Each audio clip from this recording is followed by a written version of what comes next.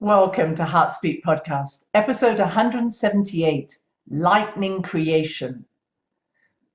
Well, hello there, wherever you are in the world, you are welcome. It's good to be with you. And lots is still happening in our world. Every week I seem to say the same thing, but it becomes more and more intense, more and more global. And we're watching different activities occur in different parts of the world.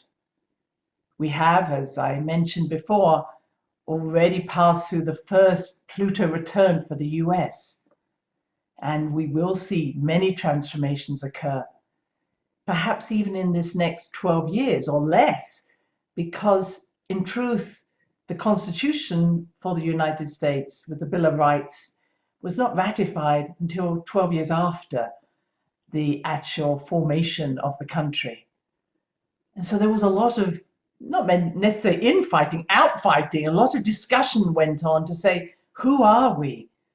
And really, let's not be what we've just broken free of, which is really important when we're going to go through any transformation. Let's not just create the same thing again. And I think that's a message for us all, that even though we are seeing some very intense energies, those intense energies are not new in the history, the modern history, perhaps, of humanity. Things have been happening like this for certainly hundreds, if not thousands of years. And we are at that time where we're saying something new has to be born out of this. Not just let's replace one dictator with another or one system with another that just appears the same. And I think that's why we're seeing this amazing transformation, or at least disintegration, of many of the institutions that we've trusted for so many years. And it's gone through the medical profession, the legal professions, the political professions, and now it's definitely looking at the military and the police professions, because what we're seeing is a level of policing that probably isn't coming from what we would say is the regular police force. We're seeing a militarized police force coming through. And again, this is saying, wow, we've been here before. We do not wish to have that type of policing. This isn't about defunding, but really looking at what is the purpose of the police force? What is the purpose of the medical profession? What is the purpose of the legal profession? What is the purpose of the political profession? And really letting their philosophies, their trainings be adjusted to meet the needs of the people rather than the other way around. And why am I focusing on that? Because we have this Mars and Venus and Pluto conjunction in Capricorn, Capricorn structures, institutions, Pluto transformation. And Mars and Venus, Mars passion, Venus love, but they also are about the masculine and feminine in a sort of yin-yang way, not a gender way. So it's like, how do we find that type of balance where it is bringing the very best of the feminine into an institution and the very best of the masculine into the institution? Compassionate passion. And I think that's this cooperation we're looking for. How do we bring the very best of who we are into every situation? And we're seeing where that is out of balance. Maybe the yin energy is not as strong as the yang, or the other way around. And what we're needing is for those two to come together. And if we're looking for it outside ourselves, we're looking inside ourselves. Where is my masculine, feminine not in balance? Where are they not working in an integral way? So that's one aspect of what's going on. We're also seeing Mercury and Saturn becoming conjunct in Aquarius. And as I've mentioned before, Aquarius has different faces, as all signs do. And one of them is this ability to see the bigger picture, to synthesize information, to bring the very best into your decision making. But it also can be detached and cold, and almost not understanding that there is a connection to the humanity that is a little bit complex and a little bit challenged. It's almost like, I always say, it's like sitting on the top of a mountain wondering why people aren't sorting themselves out. So Mercury, Saturn conjunction in Aquarius can be a little bit cool, detached, like just get on with it. I don't know what your problem is. And I think we're seeing some of that in the dictates that are going out through the world. It's like, just do what I say. Nothing of consideration or cooperation or connection to the average person who's struggling with so many things at this time, even beyond, obviously, all the issues that we had with COVID. Now we have inflation, we have loss of jobs, we have lack of food. There are so many things happening, and they're all happening in what we would call the survival mechanisms, those things that make us feel nurtured, those things that make us feel safe, secure. So we're seeing this turnaround, this Uranus in Taurus. Uranus is upsetting our natural security. And it's whether we have food on the table, it's whether we have a secure job, whether we have a home, we have a house, whether or not we have loved ones around us, whether we have touch. Taurians are very touchy-feely. And I think that's all been disturbed. And I don't think we've understood just how disturbed it's become. And so that need to calm things down, and in a very loving way, not be just sitting there making dictates and saying just get on with it, but what does this mean to someone's security? What does this, do we actually understand and feel into the issues that are happening to everyone at this time? And I think that's where we've become separated. That separation has occurred, where we're seeing people talking about maybe defunding the police when they have a fully secure consignment of people looking after them. Feels like the elite have separated so far from the average person. And it reminds me that I spent some time in the Soviet Union when the Soviet Union was still alive and kicking. And then I went into Russia after that, and into other states as well, but in that area.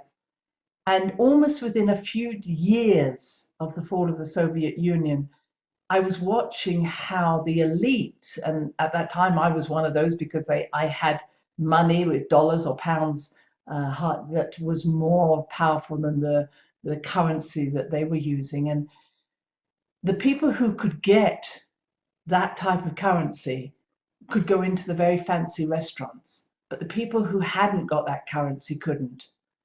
And within a few years, you had people who were very well off, very expensively dressed, walking by without even noticing the people whose only thing they could sell were a few apples or a pair of shoes.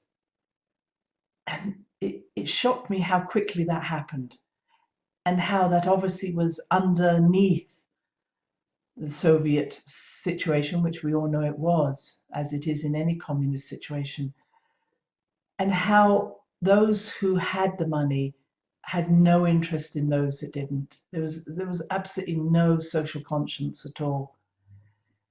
And I think that's what we need to return to: a conscience, a social conscience, an interest, a connection to those who may not be in the same financial situation or may not be in the same social situation. This isn't about color and race and religion. This is about people and people's security and people's feeling that they're heard, feeling that they're seen. And I feel that when I hear about the new moon that we have coming into Pisces, which is on the 2nd of March, and the we're going towards this Neptune-Jupiter conjunction, and we talk about spirituality. I think spirituality starts at home. I think it's not some religion. It's very nice to say that we all think the same, but I think it actually starts with compassion. It starts with how we treat each other. Do we even notice other people? And that's got to be where we're coming from. Spirituality isn't from above down, it's from beneath up. And so that starts with us treating ourselves well. It's no different. So these are very big energies that are happening, and On one level, we talk about unification. And as you've heard me say many times, the birth of a new world occurred on the 21st of December 2012, and the message was unity through the acceptance of diversity. This isn't unity by making everybody the same. This is the acceptance of diversity. Secondly, it is about anything I do unto you, I will feel the effects immediately on myself. When I see some of the violence that's taking place, I think, how could you do this to another person? And one of the reasons I left medicine when I was working in the ER, in the casualty, I just couldn't bear to sew up another person so they could go up and beat up someone else. And then I'd have to sew that person up. I couldn't live with man's inhumanity to man. And I feel that, again, it's that level of where did we go wrong? Where have we become so disconnected from each other that it's okay to call each other names? It's okay to backtalk someone. It's okay to hurt them physically, or emotionally, sexually. It's never okay. I don't think we can ever ascend or become more spiritual while that's the level that we are carrying. And it is said, and I've heard this from different sources, that there are very few civilizations in the universe that still are as barbaric as ours. Someone mentioned just 4 civilizations, and it saddens me that we're seen as one of the most barbaric civilizations. And it's not how we treat animals, it's not how we treat the earth, both of which are bad. It's how we treat each other, how we treat the people who we say we love. And until we stop doing that, until we start to realize that what I do to you, I do to myself, we're never going to rise above that level. And that's our spirituality. Let's be honest. That's what spirituality is about. It's not some, I have to say, some dogma or some eating a certain way or meditating in a certain way. And I'm not being critical of that. I'm just saying it starts at the grassroots. And somehow I'm talking about this because I remember as a very small child, I would go to either a spiritual meeting, again, I was brought up around spiritualists, or I'd go to church and everybody would talk about unconditional love. And then I would hear them argue about who was going to have the last piece of cake, or they'd gossip about someone. And it broke my heart. I thought, how can you speak one thing and do something else? Was I judging them? No, I was more confused. I was like, you're talking out of forked tongue. Either say what you feel about someone in front of them, but don't gossip. It felt something very wrong. So that's who I am. And I think many of you probably have very similar ideas. And when I look at what's going on in the world, I see this sort of separation occurring in many ways, as I said, elitism to non-elitism. But there's also a fear that anybody who is different is a threat. Have you noticed that? Anybody who has a different thought, anybody who makes different decisions, anybody who makes different decisions about their body, anybody who it cannot be bought, anybody who cannot be cajoled into going along, anybody who doesn't have fear of being alone, anybody who doesn't have fear of dying, anybody who doesn't have fear of standing by in their own power, they're a threat. And they're spoken to as being someone who brings terror or fear to others. No, that isn't the truth. You can see in your own mind that those who cannot be bought are a real threat.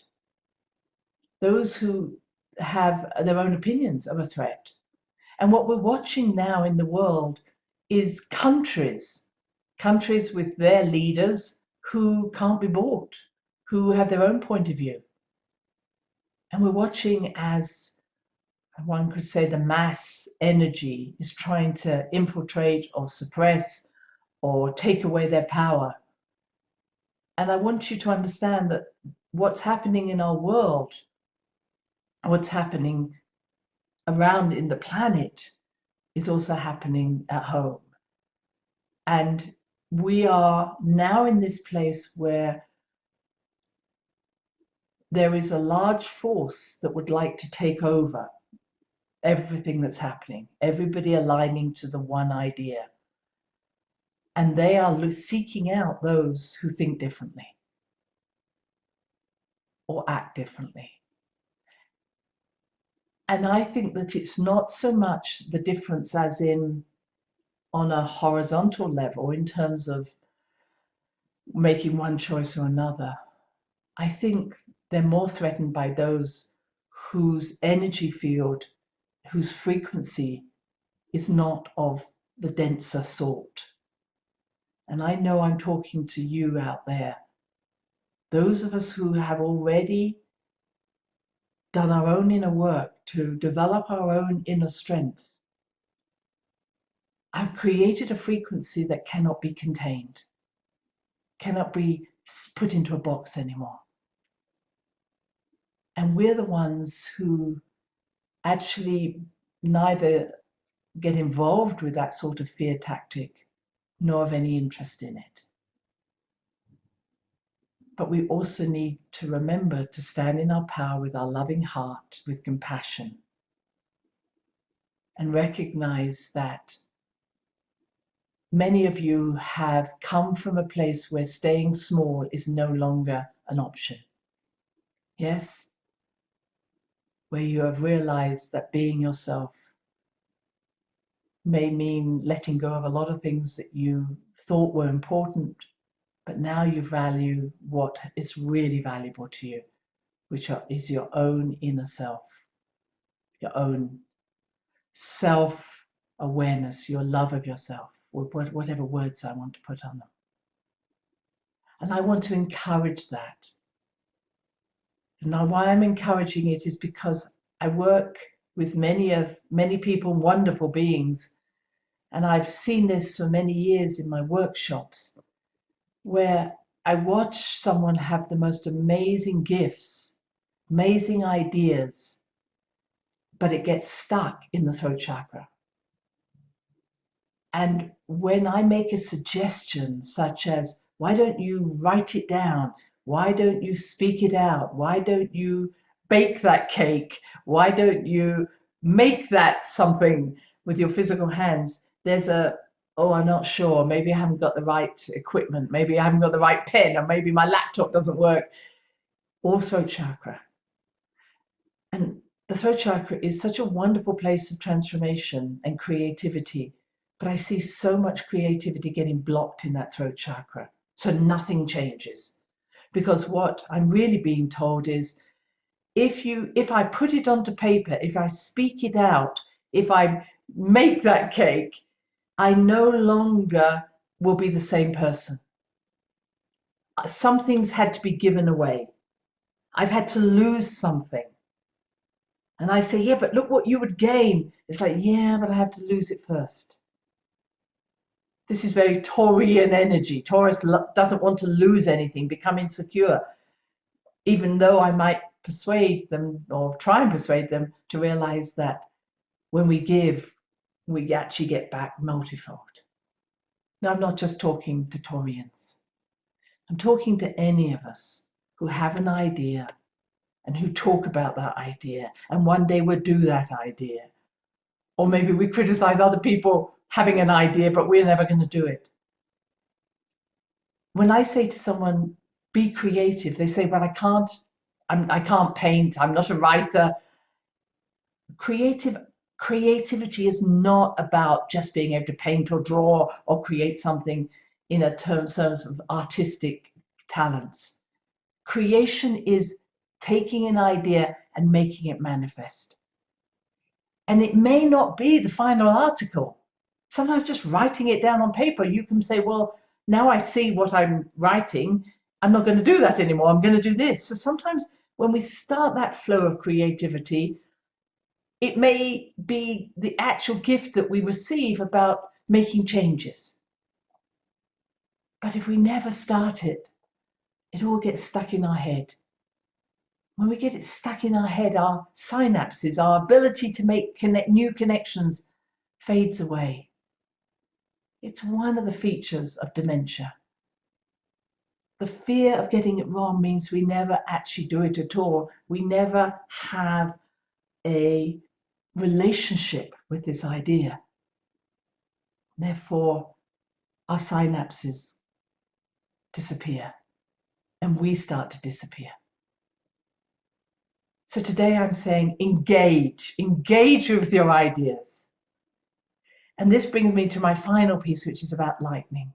Lightning is happening much more actively than we've ever had before on this planet or in our time. We don't know necessarily why it's happening, but the thought is it's because that magnetic field is becoming weaker. The ionosphere is becoming weaker, the protection, one might say, between one electrical current, energetic current, and another is becoming weaker. And what they're suggesting is that those currents, those ions, are becoming closer to the Earth. And so we're seeing much more interaction between energy coming in from the cosmos, energy coming in from the solar system, I've spoken about this, and the Earth. So it's almost like a sparking that's happening between the heaven or the heaven and Earth. All right, this is this lightning, this creative energy I'm talking about. And when that's happening, we're also seeing that there will be a change to the water molecules in the Earth. Maybe we're not necessarily fully seeing this, but anywhere there's a magnetic anomaly or a water anomaly within the Earth, that lightning energy is becoming stronger and more active. And these places are what we call portals. There's almost like a split in the plasma of the Earth, a split in the fabric, of the atmosphere. It's not the Earth, the atmosphere. And what I'm speaking about here is that these sacred sites, which I talk about in Earth Mysteries, are becoming activated in a way they haven't for a long time. And these sacred sites were actually chosen to be on a certain place where these magnetic anomalies were. So there are places in the world where energy was already heightened, and now it's being hyped up, and we're seeing these lightning strikes. We were always told that we would see more lightning strikes and more of the Aurealis Borealis around, coming closer and closer to the equator as the magnetic field got weaker, and now we're seeing that. That being said, I want to just finalize this to say that if the lightning strikes are becoming stronger and more active, we are the lightning rod between heaven and earth. It is our consciousness that is being lit up. We are being struck by this lightning to say, wake up everything that's light within us. Wake up DNA. Wake up pineal gland. Wake up chakras. So there's never been a more active time for us to actually share what has been maybe slumbering inside our body and our mind for a long time. This is the time to just put it out there, whatever it is, because now keeping it inside and saying, I'll wait for the best day for this to happen, is too late. Get that piece of paper out, get those art papers out, get your paints out, make something in the kitchen, make something in your garden. Do something creative, because once we open that door of creation, then the universe can work through us and manifest that new consciousness into this world. If it all stays in our head, there's nothing going to happen. Bless you all. Enjoy the upcoming new moon and enjoy this intense time of new energy that is dynamic, active, and exciting. Until next time now. Bye-bye. Thanks for listening to the Heart Speak podcast with Dr. Christine Page. Please check out all Heart Speak episodes in the podcast archive section on www.christinepage.com. HeartSpeak is also available on iTunes, Spotify, Google Podcasts, Stitcher Radio, and now playing on Amazon Music and iHeart Radio. You can also watch the archive podcast on Christine's channel, on YouTube, and now on Rumble. Connect with Christine on Instagram, LinkedIn, and Facebook, including her newest Facebook group, The Great Mother Calling. Do share with family, friends, colleagues. Join us next time for another edition of HeartSpeak.